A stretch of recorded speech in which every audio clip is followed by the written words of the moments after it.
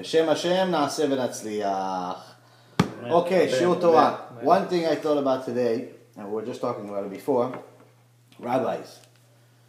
Rabbis, when you think about, the real rabbis of the world, in my opinion, my Rabbi Yosef Mizrahi is amazing. My cousin Rabbi Ephraim Kachman is extraordinary.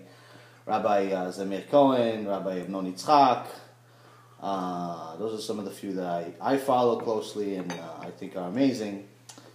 But the Pirkei Avot, which is one of the parts of the Mishnah, it says Ta'aseh lecha rav, meaning that every person needs to get himself a rabbi. Now, what is it to get a rabbi? What is it? Okay, so everybody goes to the Beit Knesset. There's a rabbi there. That's not a rabbi. He's a rabbi, of course. He's a rabbi, but it doesn't necessarily mean he's your rabbi. If you're making somebody your rabbi, that means that he is your consultant for everything. You have problems with the marriage, you go to that rabbi. You have problems with the religion, you go to that rabbi. You have problems with the marriage, you go to that rabbi. You feel comfortable with him. It's somebody that you're making as, in essence, a partner in your life.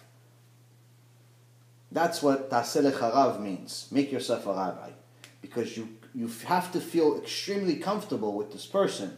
Now, to just make any rabbi your rabbi, it's like making any woman your wife. It doesn't make any sense. You have to think about this. You have to obviously talk to the person, see if you get along with the person, see if they understand you, see if you guys are on the same wavelength. Some people are on the same wavelength as you, some people are not. You have to, talk to the person and see if this is someone you can connect with. Because just because somebody has a beard and a hat and a suit and all of that stuff doesn't necessarily make them qualified to be your rabbi. They could very well be an amazing rabbi, but it's not necessarily could be yours. It could be somebody that's completely the opposite of that as your rabbi. So, but it's our job to get ourselves rabbis. It's not their job. It's our job. Their job is obviously to monitor the congregation, try to help whoever comes, and what they do is extraordinary, which is my next point. But it's our job to find ourselves a rabbi, because they don't know if we already have one or not. They don't know if we're ready to actually have one or not. Most people look at rabbis as something very superficial. They look at them as someone that's at the synagogue. They see them maybe once a week on Shabbat when they go to the synagogue, and he's a nice guy, and you say hello, and you try to respect him, and when anything goes wrong, you yell at them. They look at them as almost like janitors or something like that. It's very, very wrong of how people view them, but that's just the reality. But the point of what I'm trying to make, aside from our responsibility to get ourselves rabbis, where we can talk to them, text them, email them, go meet them, talk to them about things that are very, very intimate, aside from that, what all of us need to do is start realizing why are we underappreciating all of these rabbis. Now, even the big rabbis that you see in the world, even the ones that you see on YouTube and on Facebook and all of these people, they go through very, very similar things like any other local rabbi. Rabbis in today's age are the most unappreciated piece of gold you could ever imagine. And the best example that, that I thought of over today and the last few days, that I think is really extraordinary about it, of what people don't realize, is that a rabbi can never have a bad day. If you really think about it, they're not allowed to have a bad day. And I don't mean that they never have bad days, but they can never show anyone that they are having a bad day. Because people, if you're a rabbi, people come to you every day. One after another, after another, after another. And what do they come to? They don't come to you, hey, Rabbi, I just won the lotto, I wanted to give you half of it. No, never. Never in history does that happen. What do they come to you? Rabbi, I just lost all my money. Rabbi, my wife is cheating on me. Rabbi, my kids are having problems in school. Rabbi, I have this problem. Rabbi, this one's dying. Rabbi, I'm dying. Problems, tzarot. Tzarot, all day, that's all they hear is tzarot and tzarot and tzarot and problems from all walks of life. If you want to really, honestly, I think that somebody should make like some type of movie about this, of just taping one rabbi's phone calls or conversations for 1 week. Just 1 week. If anyone listens or watches this movie of just listening, not responding, not interacting, just listening to the phone calls that any of these rabbis get each week, I bet anything that person not only does tshuva, but from that point on will never ever say anything bad about any rabbi. Because when you really realize what they go through and what they have to do all day, it's something extraordinary. They're not allowed to have a bad day. What are you going to say? So somebody says, listen, Rabbi, so-and-so has the machala. They have the disease. They have cancer. Lo alenu. The doctor said they only have a few months. What's the rabbi say? Yeah, I'm having problems with my parnasa too. Oh yeah, I know, my so-and-so I know also that. What is he going to say to you? He can't. What is he going to say? He's not a psychiatrist that is going to tell you, oh listen, maybe if you meditate and pay me an extra $300 an hour, maybe it'll go away. No, the rabbi is going to try to give you some solid advice.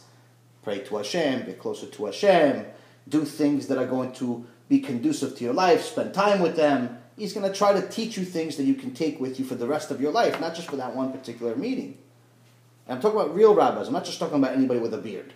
If it was just about anybody with a beard, you'd call me a rabbi already. Well, it's not a rabbi, not even 1% of a rabbi. But the point here is that when you think about these special people, that they go through so much, and it reminds me for myself, and the reason why I even had the thought of this is because I thought about my business days, when I had all these employees, and I remember, when we were at the top, there was one thing different than when we started falling. The one big thing that changed is that when we were at the top, there was never one employee that ever knew I had a bad day. They wouldn't know, they would see me mad or not mad, but as far as knowing what's going on in my life, never happened. Never. You do your job, I do my job. If I'm upset at something or not, people stay away, they're just minding their own business, they do their own thing. But the difference was that once things started changing in the company was when I started making friends. When my employees became my friends. And that was one of the biggest mistakes. Because once you share these stories with people, initially it feels good, but then they forget that you're their boss. They forget that every time that they cash a check, you're the one that's giving it to them. So the relationship changes drastically. So what happens is that when they didn't know if I'm having a bad day or didn't even know why something was bad or not bad or good or anything, things were one way. When they started knowing, it only went downhill from there. The rabbi is very, very different. He can't ever do what I did. Obviously, the Torah teaches him not to. But the point here is that he is never even going to think about sharing his problems, because some of the big tzaddikim, when you hear some of these stories, you hear, for example, stories about Rabbi Ovadia Yosef. There was one Friday, that a woman came, waited, and she's saying, I have to speak to the rabbi, I have to speak to the rabbi. He was like, yeah, it's Friday, they're going to eat. It's a bad day. Come back on Sunday. No, I have to talk to him now. Long story short, she wouldn't leave. Finally, they talked to the rabbi. They told him, yes, this woman could let her in. They let the woman in, and then they start seeing the rabbi cry with her. So it's not that she was just crying. He was crying with her. They were both hysterical crying. That's a rabbi. That's why Rabbi Ovadia Yosef was Gdola Dor Zichrono Livracha. It wasn't necessarily just the immense amount of Torah that he knew. It wasn't just the fact that, the stories that they tell about him are just only a quarter of the real stories that actually happened. But it's the fact that he lived it 1,000% of the time, and he felt what you felt. So when you have a connection with a rabbi, he's going to cry with you. When you feel sorrow, he feels sorrow. When you're upset, he's upset. When you're losing, he's losing. And that's the difference. But obviously, to develop a relationship like this takes time. You have to be honest with them. You have to stay in touch with them. You can't just expect that if you call this rabbi twice a year, right before the holidays, and ask him for a blessing, that you're going to have this relationship. You have to work at this, just like anything else in life. But the minimum that we can do is start thinking about rabbis a little bit differently. When we see that, we only see them once a week or a couple of times a week if we go to the shul more often, and we see them and we just see just a small part of their life. We see them giving a little lecture. Sometimes we like it, sometimes we don't like it. We see some people playing with their phone in the middle. We see some people completely not paying attention. We sometimes ourselves don't pay attention. We do all of these things. No one ever asks what's going on with his life. And no one's generally going to know. And I can tell you that some of the problems that we're going through are the very same ones that they're going through.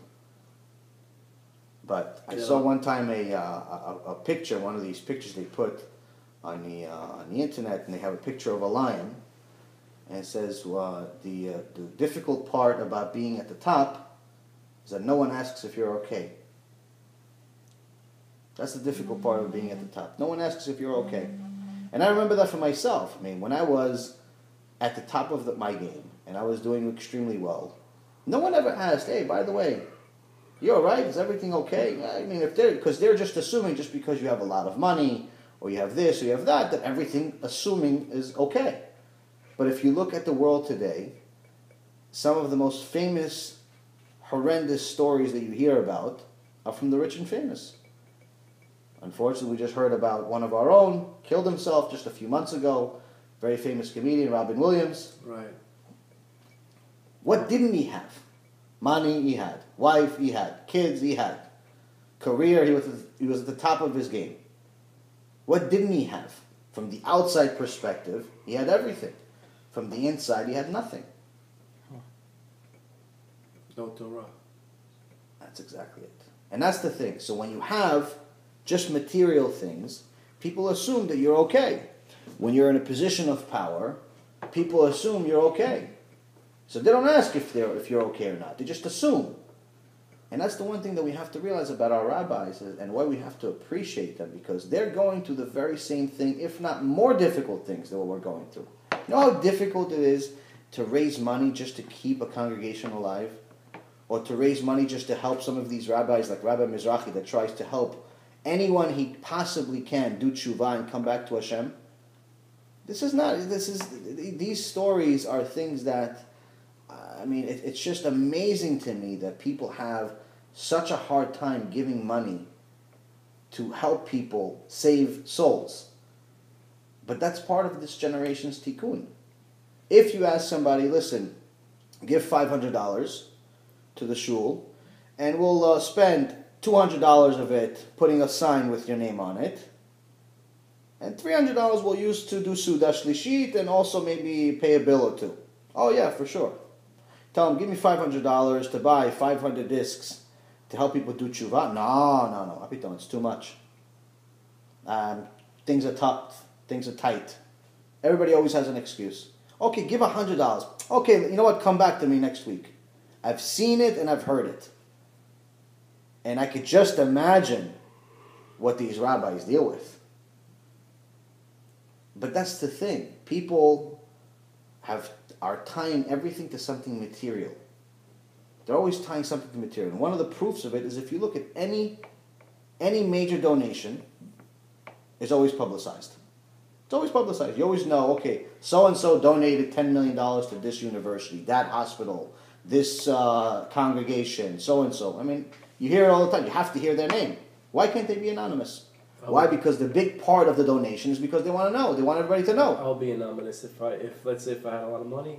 Bezat Hashem. I would, if I won the lottery, I would be anonymous. That's the key. The key is to make sure that we know these things and we're prepared for them. The point of pointing other people's mistakes or our own mistakes is not to say, ha ha ha, you did it, or ha ha ha, you're a rasha. Chas v'chalila. That's not the point. The point of doing all of this is so we learn what not to do. To remember what we need to do ourselves. That's the point. You're never ever supposed to remind someone that did tshuva about his past sins. Not allowed. It's a big sin. So if somebody did tshuva, and he's already in it, you're never allowed to tell him, hey, by the way, remember those times when you used to be Mechalel Shabbat? Not allowed to do that. You can completely destroy him with that. There's actually a story in the Gemara. Two big sages became a chavruta. They started learning together many years, very, very connected. One time they got into an argument, and one of them mentioned it to the other one. The other one said, okay, so what am I doing? If you mention this to me, what's the point of everything that I did? If you're still remembering me as that person, and not what I became after 10 years, 20 years, 30 years, 40 years of doing this, it's not worth anything. Of course, it's worth something between him and Hashem, but the point here is that for us, we have a direct connection with each other, and we have a direct connection with Hashem. But with Hashem, we don't see him, we don't feel him, we don't smell him, we don't touch him. So when something is more physical, we feel closer to it. That's just our reality. You feel closer to your wife or to your best friend or to your partner than you do with Hashem. It's supposed to be different, but that's just the way it is for our generation. So we have to make sure that we protect each other and ourselves by not reminding each other about our past. Doesn't matter what you did in the past. If somebody did tshuva, life started at that point. Somebody started doing tshuva and then they fell off, you have to get them back on there, and then they start again, as if they never sinned. You can't bring people down and remind them of all the things they used to do. Like a lot of people like to talk about, what were these rabbis' former lives? Like some of these big Baalei Tshuva, some of these big rabbis are Baalei Tshuva themselves, like Rabbi Amnon Yitzchak, Rabbi Mizrahi, some of these sages in the Gemara. Rabbi Akiva himself was a Baal Tshuva. His parents were converts. He was a Baal Tshuva himself. You have Rish Lakish. He's a huge figure in the Gemara. I'm going to tell you one of his stories later today. That he was a criminal. No? Not only that. Why do they mention he was a criminal? Not because they want to insult him. Chas v'chalila. This guy is mentioned in the Gemara. And just so you know, just for future knowledge, anyone that's mentioned by name in the Gemara had the ability to bring back the dead, to resurrect the dead. There's many people that are in the Gemara but are not mentioned by name. They say, it was said that this and this. So when they say it was said and they don't mention the name, obviously somebody said it, but they don't mention him by name. Why don't they mention him by name? Because he wasn't able to bring back the dead. Why? What does that have to do with bring back the dead? It's the level that you need to get to be accepted into the club of being in something that's divine. The Talmud is not. It's not a book you buy at Barnes and Nobles for $9.99 and right next to Harry Potter. How did they know that he can revive the dead? They see their actions. Yeah, this is something that was attempted. Of course, many times. It's allowed to be attempted. If somebody has the ability to bring back the dead, I mean, there's stories of actually, was it Aliyah Kadosh? I don't know. I'm very bad with names, but there was two sages. They lived in different towns, and one of them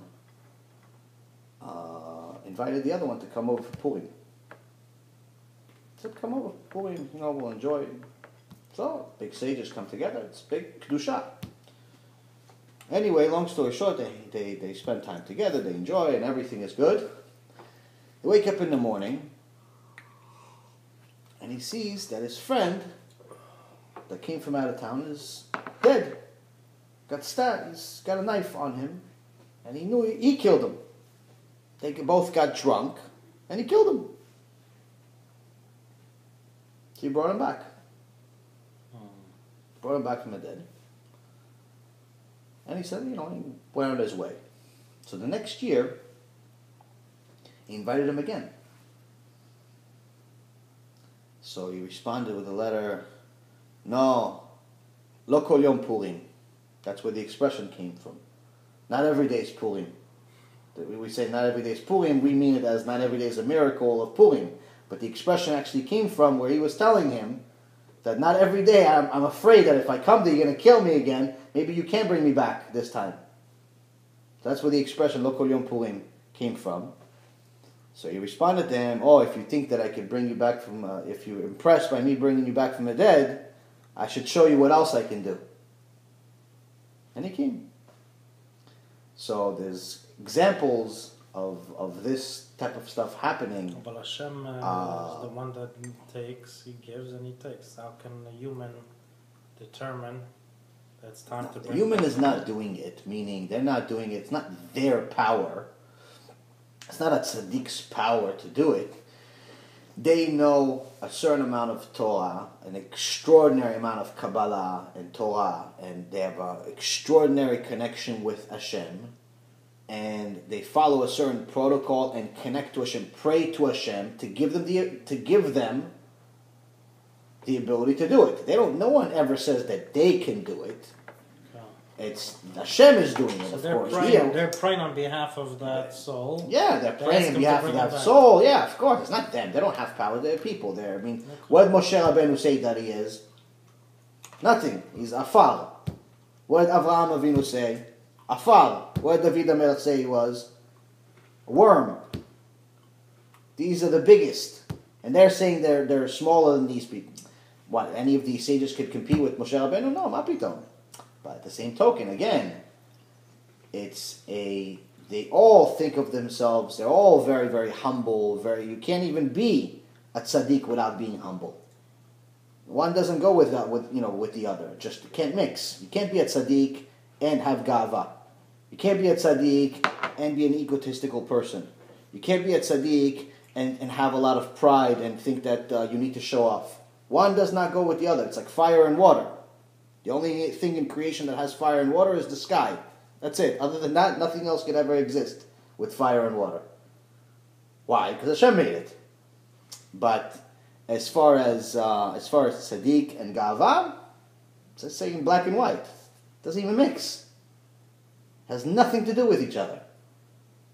That's why the Gemara says, someone who knows Torah but has bad ethics or bad midot is the equivalent of a dead animal laying in the street, which they say nevela srucha. Wow. Is the equivalent of a dead animal in the middle of the street. And this is somebody who knows Torah. Just imagine what it is somebody who doesn't know Torah, who has bad midot. Huh. Okay, but the point is here, if someone who knows Torah, why is there a special, significance? Why are they mentioning him? Because if you know Torah, and you still haven't worked on your midot, then that means that you've spent 10, 20, 30 years learning nothing. You've learned nothing. You learned a story. You've treated the Torah, chas v'chalila, but you treated the Torah like it was a Harry Potter book. Or one of these other nonsense books that they sell in the stores and make billions of dollars on. That's what you treat it like a story. Oh yeah, Moses went up the mountain 40 days and he came down and he got really angry. And then he threw the 10 Commandments and then he went up just like it shows in the movie. And then he came down again. You treat it like a story. You've learned nothing. So that's the thing. So what we have to do is we have to learn from all of these stories of what are we doing that's wrong? What do we need to correct? How fast can we correct them? And what can we work on now? You can't fix all of your midot on day one. It's impossible. The Gemara specifically says that to work on one midah, one part of your characteristics can take 6 years to fix. 6 years. It's the equivalent of difficulty, if not more difficult, than finishing studying the entire Gemara, the entire Shas. To fix one midah. Now, that's not trying to tell us, to discourage us, and tell us, listen, it's so hard, don't even try fixing yourself. The point is to try to fix it as soon as possible because you have a lot to fix. But what's the way to fix it? What is the potion that makes it very easy to fix? So easy that you're amazed that this statement even exists. Torah.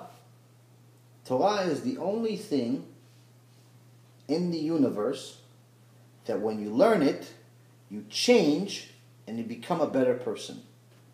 If you're learning it for real, not you're learning the stories because you like stories. You're learning it because you're learning, okay, why does this one say this? Why does that one say this? What's, using your brain. You're going into it. You could, obviously the stories are very entertaining. It's one of my personal favorites. But you're learning what is the point of this story. Why are they saying, okay, this is a holy book. This is a divine book. Hashem put this book together. Why did he put this in the story? Why? You're thinking, you're using your brain to learn all of these things. And then you realize, this is something I can do. This is something I can do to improve myself. And you work on these things and you start becoming a better person. Now, if I read, I don't know how many Harry Potter books, I just keep mentioning that because I hear about it. Kids like to hear that book. How many books does Harry Potter have? Is it like a series or is it like one? No, there's more than one. There is like more than 7, I think. 7, okay. So it's 7 books. If I read all 7 books 50 times, is it going to change my life? Other than me knowing the book by heart? No. It's not all entertainment. You can watch a show. Okay. So if I read one of these other books about the vampires, there's also a series, Twilight. I read the whole series. Okay, so I know the story. And then you're going to watch the movie after. And then I watch the movie, and I've completely wasted even more time, and nothing happened in my life.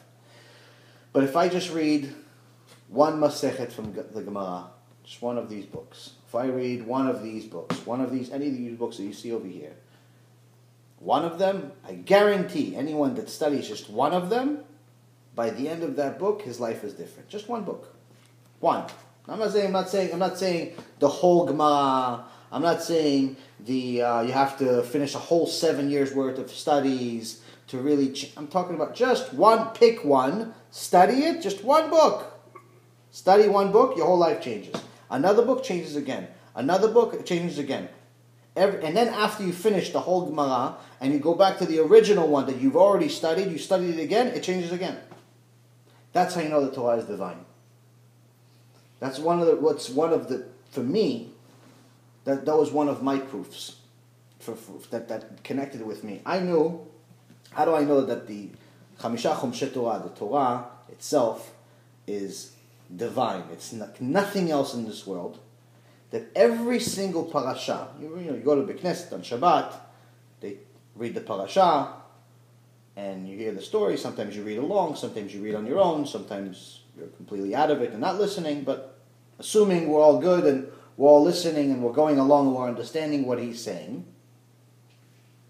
if you actually read the parasha itself, and then maybe you read a few of the mefarshim, translating what's actually happening, you see how that story, what's happening, is not only relevant to today, to our times today, but it's actually relevant to today, meaning that week that you're in.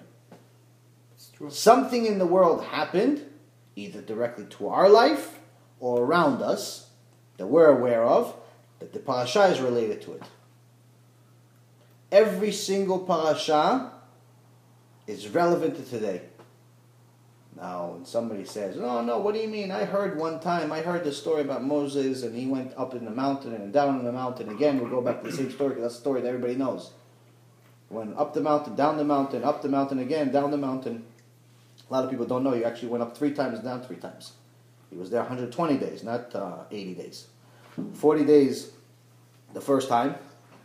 Went down. Hashem said, your nation sinned. Let me destroy them and start a nation from you. So after Moshe Rabbeinu went down and broke the 10 commandments, he went back up in the mountain and he prayed for 40 days. Non-stop. No eating, no drinking. The body was here, the neshama was in the heavens. That's the only way you could explain. No drinking, no eating, no nothing. The body can't survive that. The body can't survive even 3 or 4 days of that. For 40 days, he prayed and said, if you're going to destroy them, destroy me first. Wipe me out of your book. Because he felt it was his fault. And that was the difference between him and any other person in the world. Any other person in the world, number one, would have said, you want to destroy and start a nation with me? Sure, why not? Go ahead. Let's do it. Why you wait? I thought you'd never ask. That's number one. Number two, they would say, hey, okay, listen, you want to destroy them? Fine, but maybe the next one, have somebody else run it. Or three, they just completely would not care to go through all of this. They sinned. It's not his fault. What did he do? He says, it's my fault. And he looked for reasons of why it was his fault. The first reason that he used was that he said, Hashem told me to go down, but I said, let me stay here for one more day. To make it one day extra. It was supposed to actually go down before they built before they had the egel, what was it called in English? Golden calf. Golden calf. There you go. See, I'm 25 years in America, you still don't know English. Golden calf. There you go. He's here 26 years, so that's why. So the golden calf, and Hashem said, "You'll go down." He said, "No, let me stay with you one more day." So he said, and Hashem said, "Okay, fine." Obviously, Hashem knew what was going to happen, but He gave him the ability for free choice. And He said, "If I would have listened to you, it wouldn't have happened. I would have come down before they built it." Before the Satan would have come to them and showed them fake pictures, a fake movie of me being dead. That's what the Satan did. The Satan came down to them and showed them a fake movie of the angels carrying Moshe's body. That's what the Midrash tells us. So they said, oh, he's dead. So we need a new connection to Hashem. So that's what started. So he said, okay, it's my fault. And then when that wasn't accepted, or that wasn't enough, he said, okay, it's my fault also because the person that gave them the ability to do it, the only reason why he's alive is my fault. And this goes back, did I tell you guys this story? About the Mate? The Mate? No? Okay. So, going back a couple of 100 years before Mount Sinai, there was Yosef HaTzadik, you know his story, his brothers sold him, and then he was in jail. Well, first he was working for someone, and the woman tried to be with him. She was a married woman. He passed the test, and then they threw him in jail. He was in jail, was it 20 total years? I think it was 22 years, something like that. 22 or 23 years. 10 years he was working for him, then he was in jail for 12 years. And anyway, after that, he became second in command. Hashem gave him a huge bracha, obviously. He passed all the tests. Yeah, it was 22 years. He passed all the tests, and Hashem gave them the big blessing, and because he was able to translate dreams, do you guys know the story? Mm-hmm. Yeah.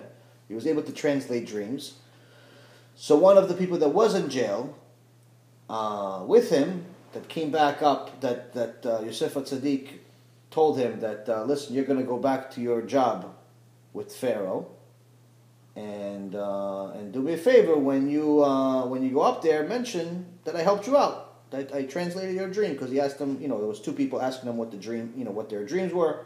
One guy said, he translated his dream. He said, one guy, you're going to die. And the other guy, you're going to go back out of this jail, and you're going to actually go back and work for the Pharaoh and have your job back. And that's exactly what happened.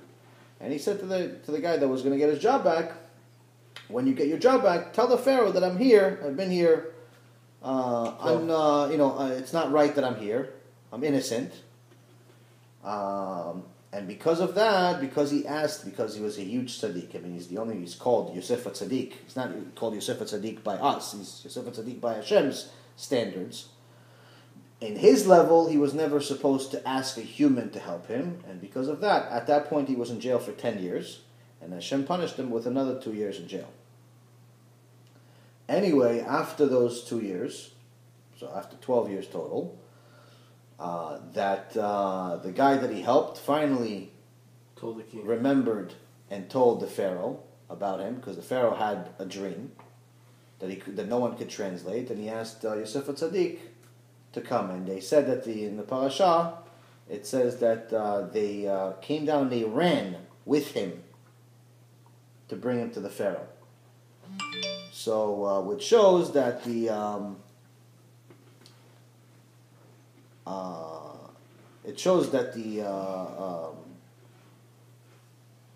when Hashem wants to help somebody, the help comes fast. But it's just, we have to have the patience for when it's going to happen. That's why I said, Yeshuat Hashem kiref ayin. It's not just a help. When Hashem helps you, you know He's going to help you. There's no doubt. It's not debatable. It's not something that you're going to wonder if He's helping you or not. If you pay attention to the details, it's 100%. So now, He helped him, and he came down, and they came and brought him up. He became second, and he translated the Pharaoh's dream properly, rightly. He saw that it's 100% legit. He said, oh wow, Hashem is with you. And he made him second in command. So now he became, in essence, the king of Egypt. And he asked his brothers, then there's a whole story of his brothers coming and his father coming and so on. But he asked everybody to promise him that they're going, when Am Yisrael leaves Egypt, to take his bones out of Egypt and bring it to Israel. So now when Moses came throughout the whole Exodus, we have, I think it was about a year worth of plagues that they had. The plague every month. They had a plague for a week, almost a week, sometimes a little more, a little less, but it was about a week each plague lasted, and then the rest of the month, each makot. Okay. They had the plague dam for a week, and then they had nothing for 3 weeks, then the tzvardea, and then so on. So for a year, we had about a year, we had all of the plagues, and then Pharaoh finally freed Am Yisrael, or gave up in reality. And then what ended up happening is that Moshe Rabbeinu knew about this promise of needing to take out Yosef's bones. The problem is that because the times were so good in Egypt when Yosef was there, they turned him into an idol. So what do? They hid his bones. They hid his tomb. And no one knew where it was. So Moshe Rabbeinu how's he going to find his tomb? I mean, we're leaving. It's not like he has 2 weeks to look for it. It's not like there's arrows pointing, for Yosef's tomb, make a left. The only way to find it is to find the only person that's still alive from those times. And there was one woman who was still alive from those times, and that woman was actually one of the grandchildren of Jacob, which was actually Yosef's niece. Yosef HaTzadik's niece was blessed by Yaakov Avinu, was blessed by her grandfather to live a very long life. And because when they told Yaakov Avinu that Yosef is still alive, he was old already, and they were afraid to tell him and get him so excited that he would get a heart attack. So she knew this. She knew that they're coming. That her father and his brothers are coming with good news. So she started playing a music instrument because she knew that it makes Yaakov Avinu, makes a grandfather feel good. It makes them calm. And he became happy all of a sudden for the first time in over 20 years. He became happy. And he didn't know why he was getting happy. He didn't put the two and two together. And then, once her father and his brothers, the 12 tribes, once they saw that Yaakov was in a good mood, they gave him the news. And then he realized, that's why she was playing the instrument. She put me in a good mood, so I was prepared for this good news. That's also why, if you ever have to tell somebody good news, it's always good to prepare them for it and not just throw it in there. Okay. Open What's the Torah? thing if you don't mind.